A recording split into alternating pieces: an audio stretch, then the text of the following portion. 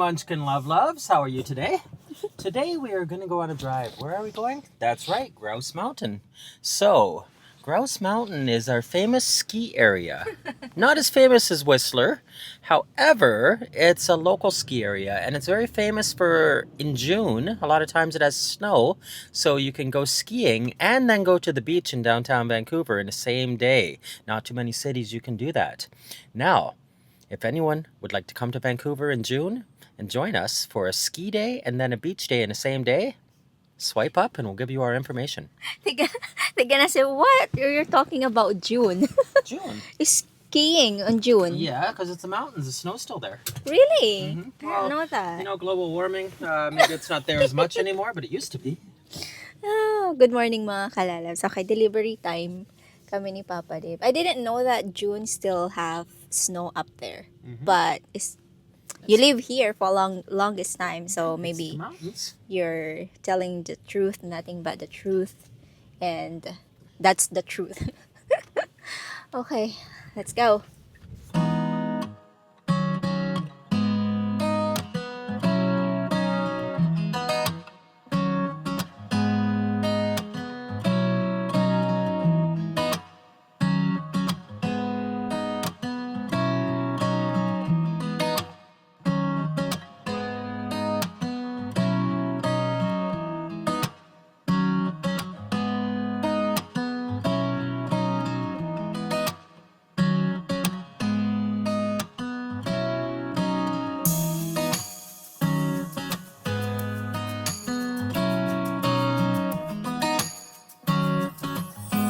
Pauwi na kami mga kalalabs. Na-drop off, saglit lang naman kami nag-drop off dyan sa Grouse Mountain ng order sa amin. And si Papa Dave, hindi niya alam, may dala akong sarili kong kape, iniinom ko pa kanina pa. Tapos binilan niya ako ng Thanks, love. Binilan niya ako ng isa pang kape. Thanks for the coffee, love. Just trying to be nice. I know. But then, Drink it. I'm going to drink it. I'm just gonna pour it to my I'm coffee just kidding. mug. I don't want you to get too wired. It's not done yet. It's just It'd be like a venti.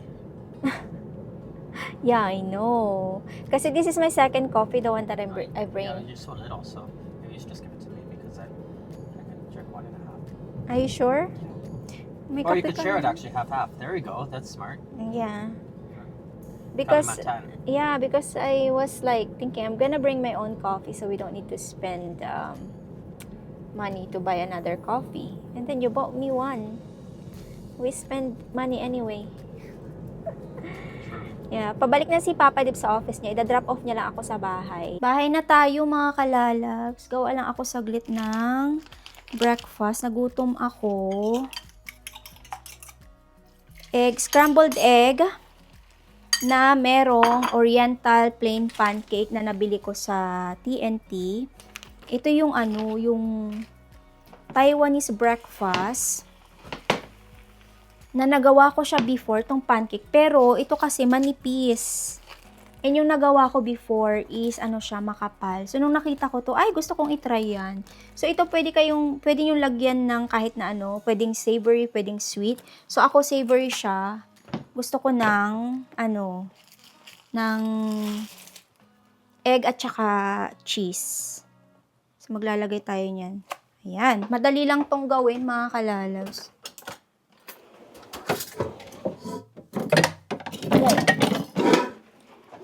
Ayan, and then i-flip lang natin siya. Taran! O diba? Gutom na ako. Si Papa Dib, napakain ko siya bago kami umalis. Pero ako kasi hindi pa ako gutom kanina. Kaya hindi pa ako kumain. And cheese. Swiss cheese yung ilalagay ko.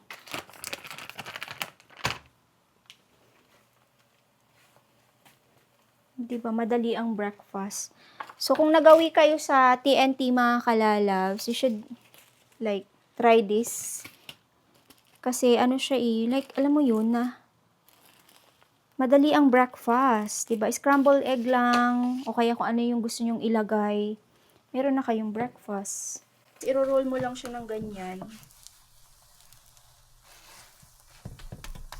Kain mga kalalabs, kain tayo. So, meron akong soy sauce dito na may chili oil. Nilagyan ko siya ng konting maple syrup para may tamis siya. Kain po.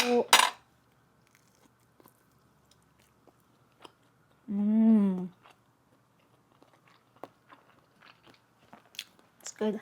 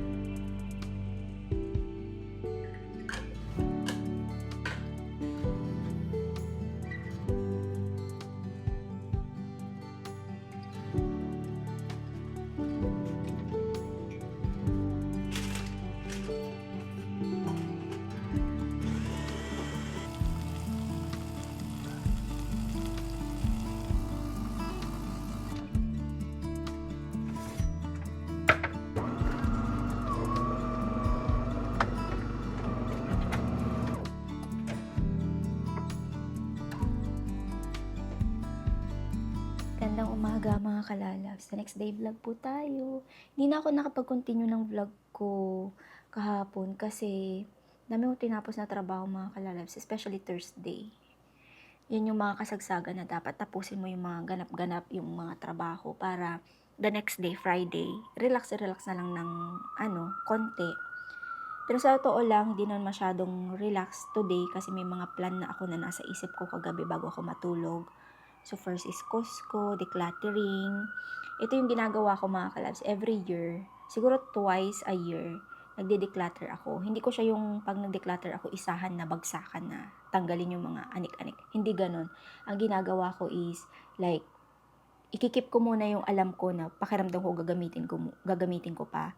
But then, in the end of the day, but then, hindi na pala gagamitin. So, kailangan ko na siya i-let go.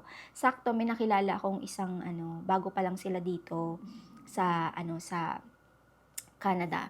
And then, tinanong ko kung need ba nila mga gamit, ganyan, damit, ganyan, sapatos. Kasi may mga ganyan ako dito sa bahay na hindi ko na siya pwedeng ipadala sa Pilipinas. Kasi, si Edinel, ang dami ko nang binigay na mga damit sa kanya, mga sapatos, ganyan. Yung iba, hindi naman nagagamit. Kaya sabi ko, ko na lang, ipamigay ko sa mga pwedeng makagamit. And then, meron pong mga nagko-comment minsan, sa akin mo na lang ibigay, ganyan-ganyan. Mahirap ko pong ibigay sa inyo kasi mabibigat siya. And then, minsan, yung parang nag-aalangan ako mamigay. Kasi, na-experience ko na to, no, mga ka-share ko lang, no. Yung namigay ako tapos, binigyan mo na nga, tapos yung may nasabi pa dun sa binigay mo, yung parang ganun, parang yung na-trauma ako sa ganun. Na-trauma ako mamigay ng kasi yung pagbibigyan ko ngayon is, hindi naman sa nilalahat ko, mga kalbo, kayo magalit ha, disclaimer, wag kayo pong magalit, hindi naman lahat is nagko-complain sa mga binibigay, especially kababayan, ganyan. Meron kasi yung pagbibigyan ko kasi ngayon, ibang lahi siya. Ngayon, taga-Asia din pero ibang lahi siya. And then yung mga kalahi natin na iba, yung mga kababayan, ganyan, o mga, yung nga, na-trauma ako kasi nagbigay ako, tapos ang dami pa lang mo sinabi dun sa binigay ko, B. Hindi naman siya luma, maganda naman siya. Tapos yung mga, ano yung mga gamit, namimigay kasi talaga ako ng mga gamit na alam ko na okay pa, yung hindi siya sira, na wala siyang mga like, alam mo yon mancha-mancha, ganyan. Hindi ako nagbibigay ng mga ganun. Magaganda pa na hindi ko siya nagagamit, hindi ko, tapos pinamigay ko. Tapos, ang dami sinabi, B. Kaya sabi ko, hindi na ako, simula nun, sabi ko, hindi na ako mamimigay sa ibang tao, sa mga kapatid ko na lang, kung meron akong mga gamit dito na gusto nila. So, ayun, talagang pasensya na po, no. Alam ko, hindi naman lahat sasabi ng kung ano-ano pag binigyan. Pero, I feel like, na ano talaga ako dun, na-trauma ako sa ganong namigay ka na, nagbigay ka na nga, nag-complain pa. Madalas nga tutulong ka ng, pag, kunyari, may hihingi ng tulong, tapos nagbigay ka ng ganito, tapos binigyan mo na nga ako, complain pa, sabihin, 500 lang, 1,000 lang, parang ganun, nilalang nila yung mga ganun. Ang laki-laki kayang pera yung 500 tsaka 1,000, B. Diba pag binigyan ka, be grateful. Bakit ganun? Pag may mga taong binigyan mo na nga tapos magko-complain pa, 'di ba? Parang masakit sa part. Yung parang tayong mga nagbibigay ang nahihiya kung, hala, ganun ako eh. Parang, hala, 500 lang may bibigay ko. Ano kaya sabihin niya, ganyan. Baka may masabi siya, ganyan. Parang tayo pa yung nahihiya. Tayo na nga yung nagbibigay, tayo pa yung nahihiya doon sa pagbibigyan natin. Gets niyo yon? Kasi na-experience ko na talaga siya. Kaya, ayun. At saka, yung shipping po is mas mahal pa kaysa doon sa mga items na ipapamigay ko. So, it's better na. At saka, hindi nyo din naman siya masusuot kasi pang winter, yung pong mga sweater. Sa Pilipinas nyo isusot yon, ang init-init, 'di ba? So, ayun, pasensya na po, no. Alam ko may mga nagko-comment na sa akin mo na lang ibigay, ganyan. Pasensya na po, hindi ko talaga siya maibibigay sa inyo kasi yun nga, mahal-mahal lang yung sa shipping pa lang. Tapos 'di ba? Tsaka ayun na nga, na-trauma ako sa B, nakaka-trauma kaya yun. Yung pag binigyan mo na, nag-complain pa, 'di ba? Ang hirap, ba, hindi natin alam kung saan tayo lulugar. So, ayun, yung mga plan ko. And ano pa ba? Kasi gusto ko bago kami magbakasyon, kasi next month na yung bakasyon namin, gusto ko yung area ng bahay is magaan. Yung mga gamit na hindi nagagamit, tapos organize, ganyan. Kaya ayun, ang dami kong ibibentang mga gamit dito sa bahay. Nagbebenta na kami, lilipat na po kami ng ibang lugar. Oo, kasi it's time. Charot. It's time talaga. Binebenta ko po yung stove kasi yung stove namin, ang nasira lang is yung anong pangalan nun, yung parang electric fan plate. Anong tawag doon sa yung umiikot sa oven. Yun lang, siguro meron lang i-adjust diyan, ganyan-ganyan. So baka sabihin niyo, bakit hindi nila ipaayos? Mahal po magpaayos eh. Kasi sometimes may mga bumibili po ng mga sirang stove, sirang oven. Tapos inaayos siguro nila tapos ibebenta nila. I don't know how they do it. Pero ipopost ko siya sa Facebook Market yung stove namin or yun nga, yung lutuan namin.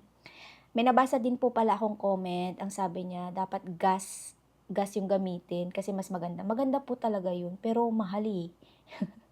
At saka electric talaga yung dito, yung gamit.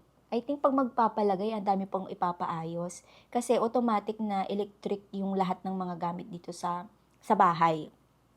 Ang gas range po, yung gas lang po dito sa amin is yung namin, yung itong fireplace, yung heater.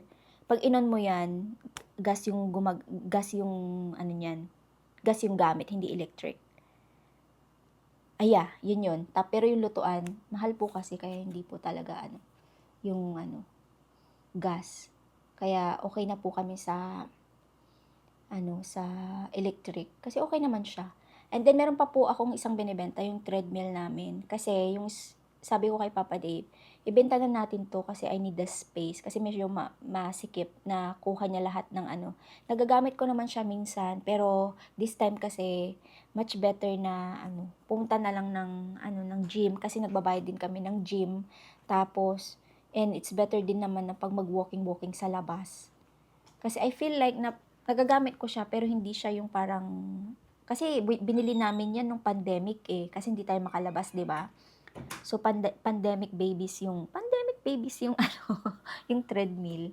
Kaya binibenta din namin. Marami pa akong mga binibentang gamit para mabenta siya tapos ipamigay para magaan, 'di ba? Yun lang yung mga binibenta naming gamit dito sa bahay. Ano pa ba?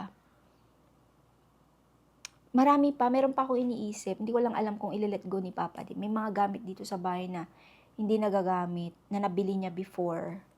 So, I will ask him first. Hindi naman yan pwedeng mabili ng mga taga-Pinas. Kasi madalas, may mga bumibili sa akin ng mga pre-love items nasa Pinas kayo. So, yung maliliit, ganyan, yung maliliit na mga items. Anyway, ayun na, yun yung mga plan natin today. May mga question akong nabasa sa mga last vlog ko, mga kalalabs. Pero, sasagutin ko na lang yun tomorrow, no? Kasi medyo medyo may mga question dito na Siguro dalawa kami ni Papa di magsasagot, no, mga kalalabs. Para, okay, parang Q&A. Abangan ang susunod na kamanata. Kung anong katanungan yun. Mainit-init na katanungan na dapat sagutin dito sa Boy, abo na, charot. Okay, kape lang ako and then tapusin ko tong trabaho ko and then after that paalisin ko muna si Nicole, papasok siya sa school and then si Papa Dave. And then saka ko gagawin yung mga dapat kong gawin today. Okay, it's already 7:58. Mag-8 na. 8:20 alis si Nicole. Ngayon pa lang ako nag-uumpisang mag-declutter mga kalalabs. Kaalis lang din kasi ni Papa Dave. Kaloka siya. Late na siyang umalis. Sabi ko, paano ako mag-start kung hindi dito siya? Dito siya nag-stay sa room. Late na tuloy. Anong oras na? But anyway, ito yung mga aayusin natin. Yung iba dito, ikikip ko. Yung iba dito, ipapamigay natin. And then, pupunta tayo sa may storage. Maya-maya, kasi gusto ko na, na i-check doon kung meron akong pwedeng ipamigay doon sa nakilala ko na need nila nito. Lang. May mga pantalon dito na I think itatanong ko kay Edenel kung gusto niya kasi malay nyo gusto niya ipadala ko sa Pinas. Ay, ang dami nito. Kita nyo ba yan? Umpisahan na natin ito. Ay!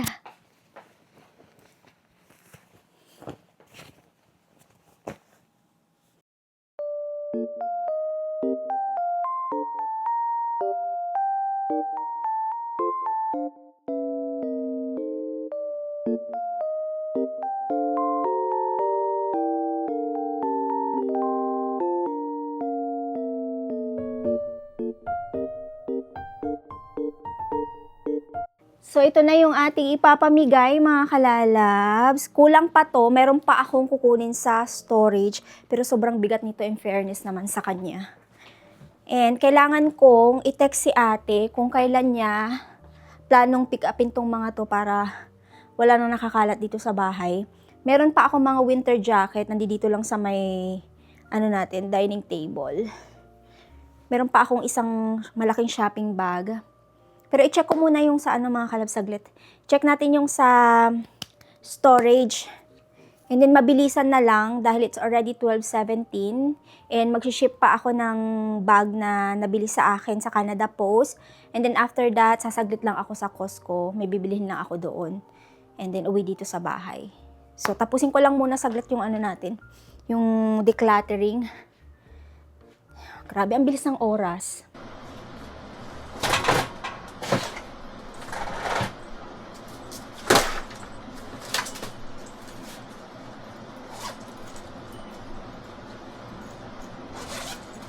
May isang box pala akong mga damit dito, mga kalalabs. Oh. Tapos, meron pa to. Hindi ko alam kung anong laman yan eh. Ito yung laman ng ating storage. And ito, I think, itatapon na to kasi hindi naman na to kailangan. So, ilalagay ko na lang siya sa bag, tapos tatapon ko na lang. Ito, Ito yung mga sweater na hindi kailangan ni Nicole. Ayan oh. Mga jeans. Ayan, I think i-text ko si ate. Ito hindi ko na to tatanggalin. I think iiwan ko na lang nakaganito. Tapos pick upin niya na lang. 'Di ba? I-text ko siya kung kailan niya pipick upin. Pero i-check ko muna to ng bongga para malaman natin kung ano talaga yung nasa loob nito na ano. Baka may mga items pa ako na pwedeng gamitin dito. So, i-check natin.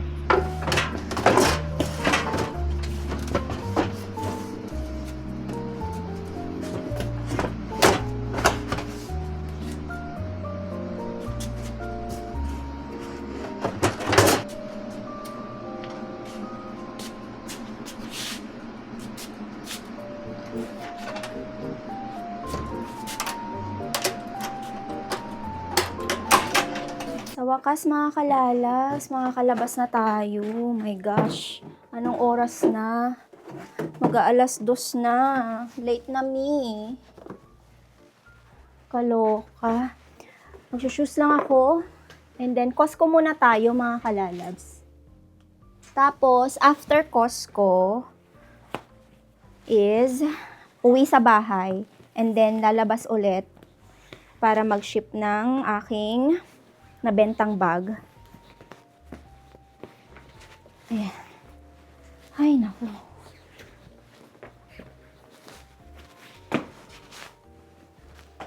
And sakto, mabigat yung mga bibilin ko sa Costco. Bibili ako ng milk, olive oil, egg, at saka kung ano pa yung makita ko sa Costco. Alam niyo naman na yan. Pag pumunta ng Costco, ang daming nabibili na hindi naman nakaplan. Pero I know my plan. I know my plan. Naniwala ako sa'yo, Mami Faye. Maya-maya kung ano na naman binibili mo, be. But that's okay. Kasi need naman sa bahay. Okay, let's go. Buti na lang, meron tayong cart today. Ang ginagamit ko kasi before is yung shopping bag. Yung shopping bag, minsan, itlog lang yung bibilhin mo, napabili ka ng ibang items, sobrang bigat. So, ito, malaki siya. Meron akong rason para bumili ng maraming anik-anik sa Costco. Nag-ano talaga, no? Ay, naku po. Okay, let's go.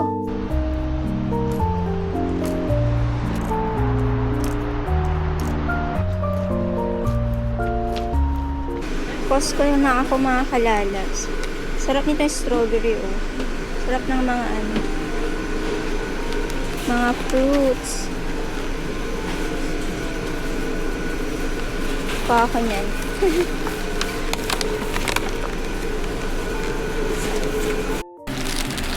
Biruin mo yon sa Costco, may mga ganito na. Meron na silang sitaw.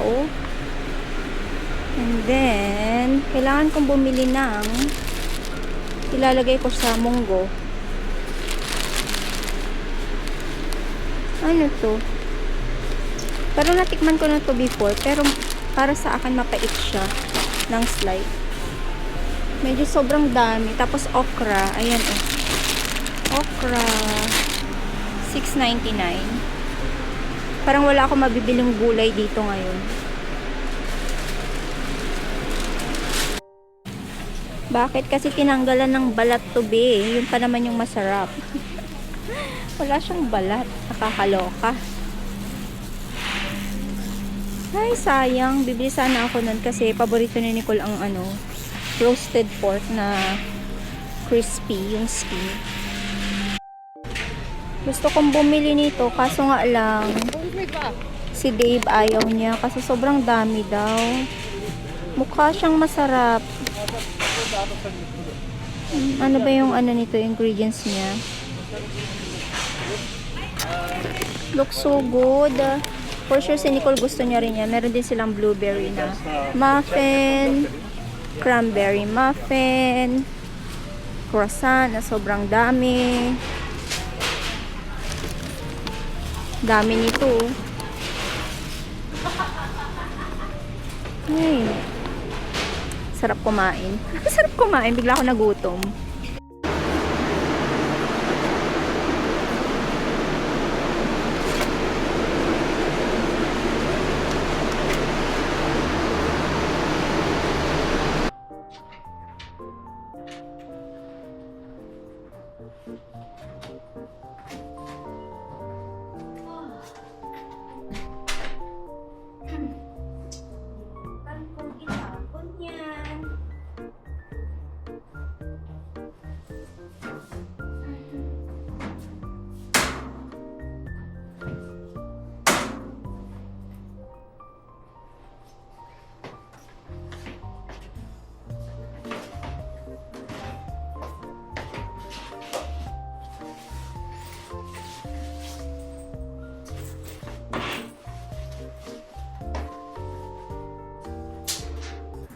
Ay, naku po. Buti na lang meron akong cart mga kalalab. Sobrang bigat ng aking grocery. So, i-haul ko lang yung nabili natin. Bumili ako ng spinach. Bumili ako ng blackberries. And then strawberries. Of course, hindi na matapos-tapos na itlog. And avocado. Bumili ako ng avocado. Tapos, milk, olive oil, and then we have frozen berries. And then, baka magtanong kayo, mga kalalabs, bakit ka pa bumili ng fresh kung may frozen berries na? Ito kasi, pang ano to ni Papa Dib. Para sa oatmeal niya, para sa shake, ganyan. Eh, ito, pang snack-snack siya. Okay? Ngayon, gagawin ko, ipuput away ko kaagad to mga kalalabs kasi lalabas ulit ako. I-ship ko yung yung bag para wala na akong iisipin. Supposed to be, ang plano ko, i-ship ko yung bag bukas. Pero tapusin ko na ngayon lahat para bukas pahinga ko na lang. Maya-maya na lang ako magluluto. Kasi mamaya pa naman uuwi si Papa Dave kasi nagde-deliver din siya. Ayusin ko na lang to maya-maya. Ako po ay pagod na. At hilong-hilo na ako sa life ko. Ay, my gosh. Pero itong natin, itong frozen berries natin, i-ano ko na siya kaagad. Ilagay ko na kaagad sa container. Para ilagay ko siya sa freezer.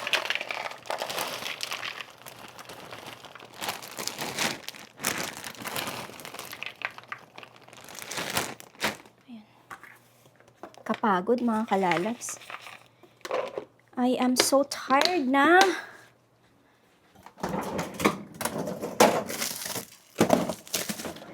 Okay. Kailangan ko pa ng isang container para dun sa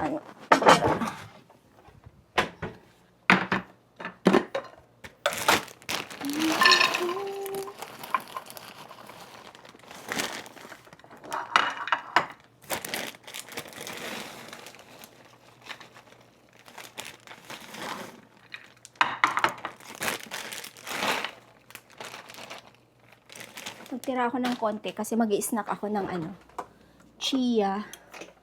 At ako ay gutom na rin. Kumain ako kanina ng breakfast. Yung same breakfast na ginawa ko kahapon. And sobrang the best breakfast ever. Ayan. Alas 3 na mga kalalabs. Chia pudding na may mixed berries, may mangoes, may Greek yogurt. Ayan.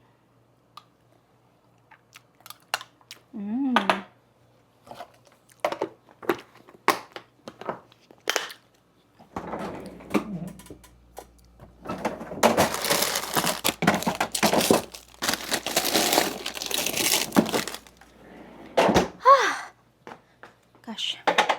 Okay. Pusin ko lang to and then labas ulit ako. Hindi na ako magbablog doon kasi doon lang naman sa Canada po yung pupuntahan ko. I-ship ko lang mabilisan. And then, uwi ka agad.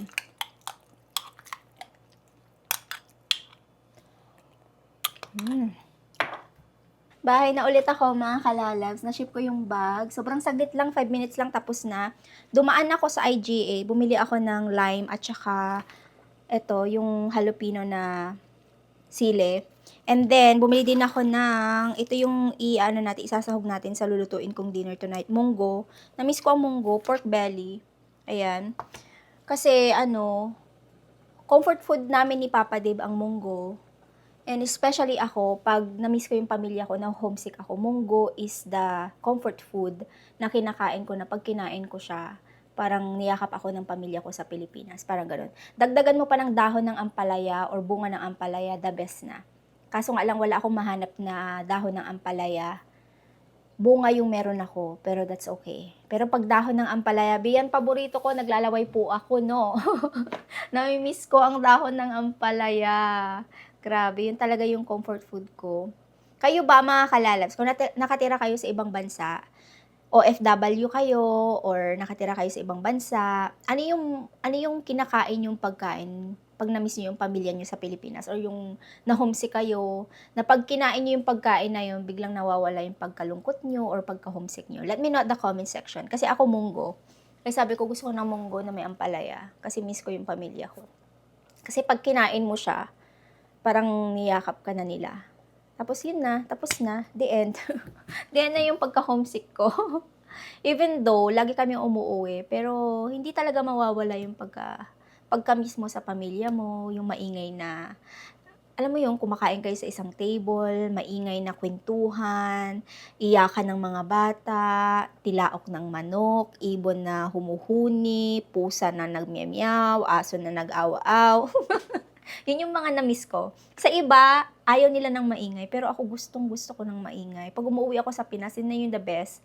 Kasi nakakarinig ulit ako ng ingay. Kasi dito tahimik eh.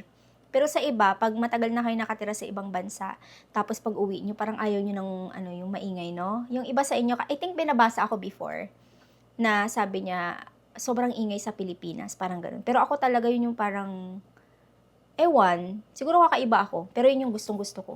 Yung ingay. So, yeah. Anyway, share ko lang pala to sa inyo, no? This is my favorite na kinakain ngayon. Ang pangalan niya is yan. Tapos, pita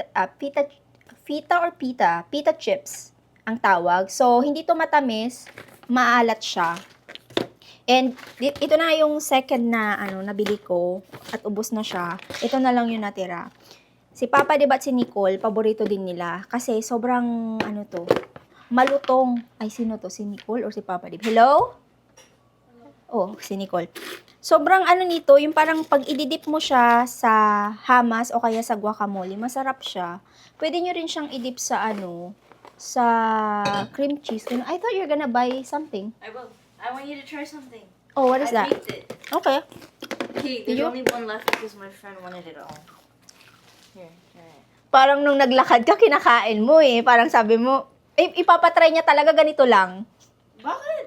Like, Okay. hindi niya man lang sabi niya, ma, do you wanna try? You It's can a have little it all. hard now, but it was good earlier. Okay, ano to? Cookies? Yeah. it's What is the chocolate. ingredients?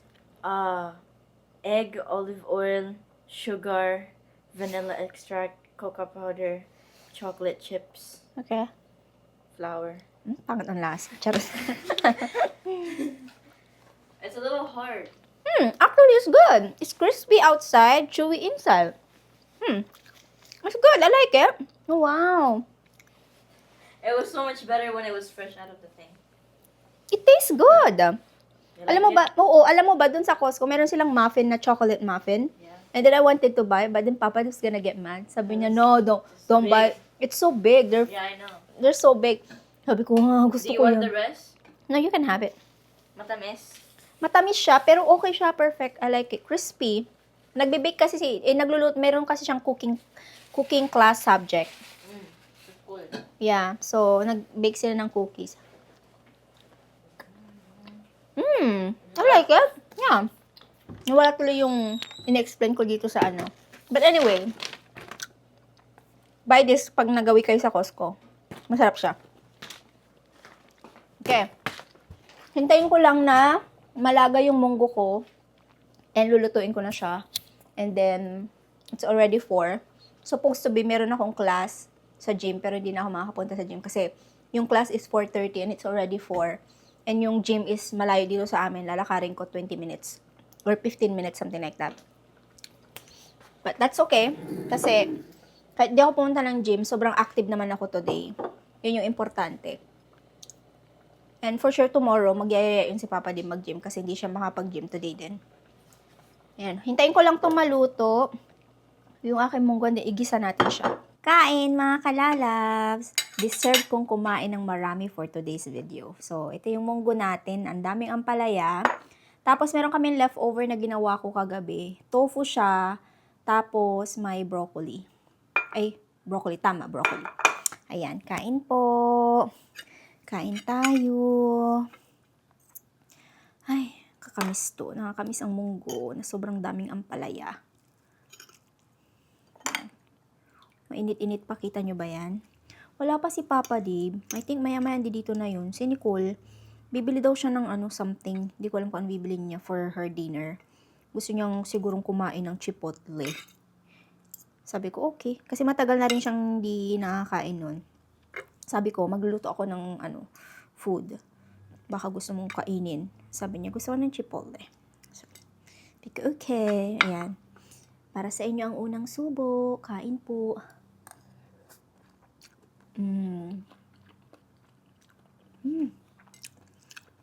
Sarap.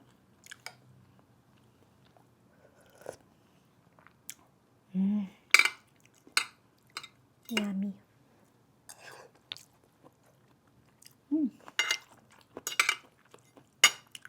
So, dahil marami yung pork ko kanina, nilagay sa air fryer.